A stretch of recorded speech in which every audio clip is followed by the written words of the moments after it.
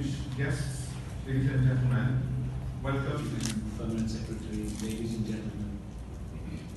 Today we have a very symbolic function. In fact, we have reached a crucial moment in the implementation of this project. I was telling the Prime Minister that we are used here to the laying of foundation stones. And the next function will be the laying of the grave.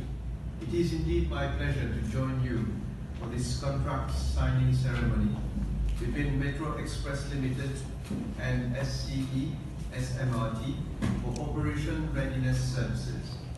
And I heartily welcome His Excellency, Mr. Jayachandran, High Commissioner of Singapore, and Mr. Kong Wai Mun, the CEO of Singapore Corporation Enterprise.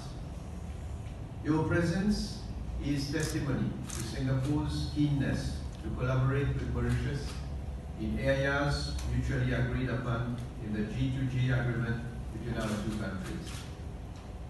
Today's ceremony marks yet another milestone for the Metro Express project, which is fast advancing as far as infrastructure construction is concerned. I need here to acknowledge the professionalism and commitment demonstrated by the dedicated team of experts and officers from India, Singapore, and Mauritius who are working very hard on this project.